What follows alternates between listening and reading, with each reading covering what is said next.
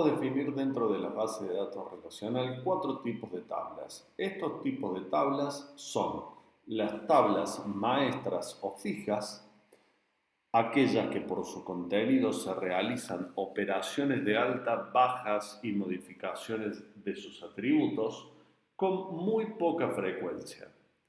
Contienen en general más de dos campos que son descriptivos de personas, cosas u objetos. Ejemplos: alumnos, empleados, productos, libros. Las tablas de movimiento o transacciones, las que por su contenido se le agregan permanentemente registros como resultados de las transacciones diarias. Sus campos describen acciones o transacciones, por ejemplo, pagos, cobros, ventas, facturas, etc. Las tablas auxiliares son las que por lo general contienen pocos campos y que sirven para evitar redundancias en las tablas fijas o de movimientos. Por ejemplo, barrios, provincias, rubros, marcas, formas de pago, etc. Las tablas históricas contienen backups de los datos de las tablas de las bases de datos. Estos se realizan en forma periódica según las características del sistema. Por ejemplo, todos los años se crean históricos de facturación de manera que se puedan iniciar el año o un periodo determinado con la tabla de facturación con menos registros. Como ejemplo de tablas maestras o fijas, se pueden encontrar las tablas que guardan datos de personas, como alumnos, empleados. Sus atributos describen o permiten guardar características que pueden ser comunes a la mayoría de las tablas de las personas, como los necesarios para nombrarlas, el nombre, apellido, otros a su ubicación física, otros para contacto como teléfono, dirección de mail, etc. Y se podrán encontrar campos propios y particulares de casos. Otro ejemplo de tablas maestras son las que permiten guardar los datos, cosas u objetos como productos a la venta, libros en una biblioteca, materias en una carrera de estudio, etc. En este ejemplo vamos a ver una base de datos que guarda los datos de los pagos de cuotas de los cursos realizados por alumnos. Se tienen, en este caso, las tablas maestras alumnos y cursos y la tabla de transacción intermedia o movimiento llamada pagos. Como este tipo de tablas guarda los tipos de datos de una acción en un momento determinado de la vida de una organización, uno de los más importantes es la fecha en que sucede el hecho. Además, las personas involucradas en la acción, el legajo del alumno para saber quién es el que paga, los objetos involucrados, en este caso el código de curso que se paga, el número de cuota y que está dado por el mes y año y cuánto fue lo que se pagó.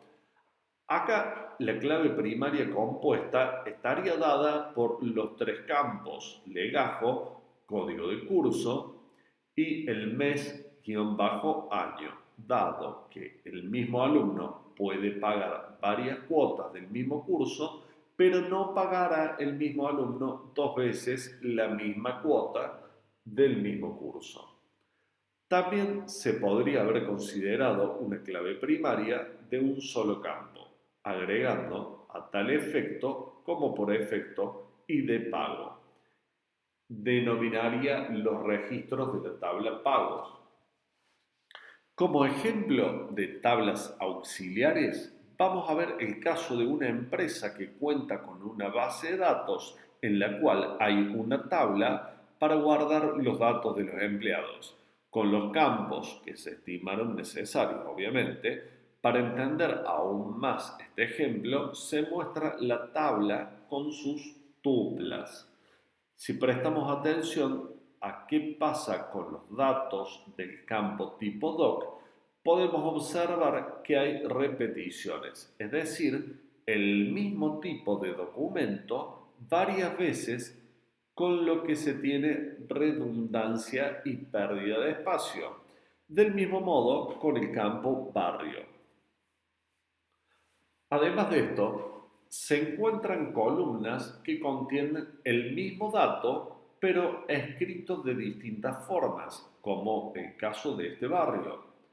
Hay que imaginar qué pasaría en el caso de una búsqueda de personas por barrio.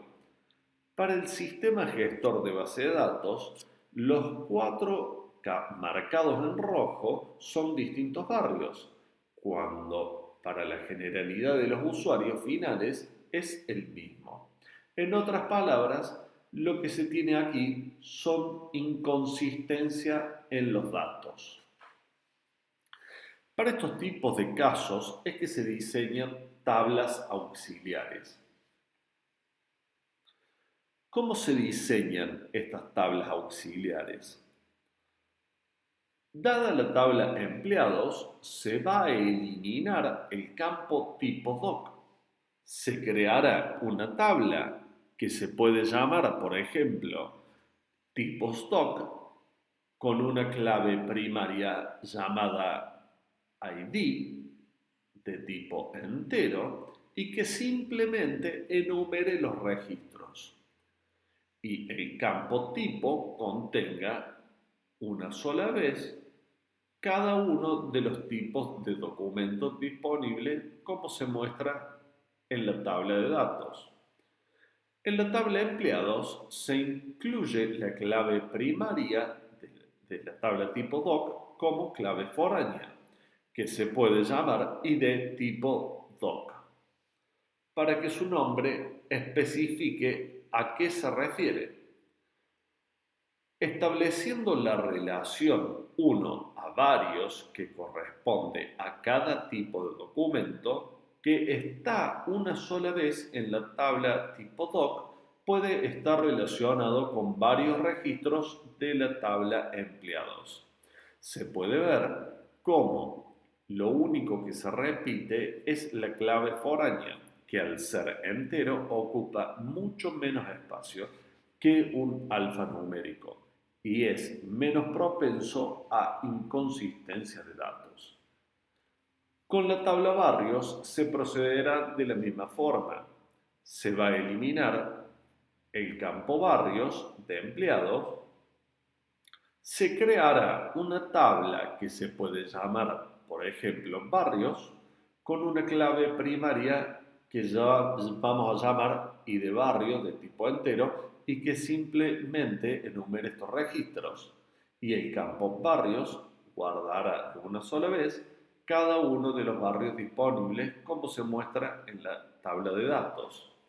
En la tabla empleados se incluye la clave primaria como clave foránea y de barrio, estableciendo la relación de uno a varios, ya que cada barrio está una sola vez en la tabla barrios, puede estar relacionado con ninguno, uno o varios registros de la tabla empleados. Así, la tabla barrios y tipo doc son tablas de tipo auxiliares. Podemos ver cómo lo único que se repite es la clave foránea, que al ser entero ocupa mucho menos espacio que el dato de tipo alfanumérico del nombre del barrio, que se escribirá de una sola vez y de una sola forma en caso de cambiar el nombre, del barrio por cuestiones ortográficas. Se cambia desde la tabla barrios, pero el ID va a seguir siendo el mismo, por lo cual se evita la inconsistencia.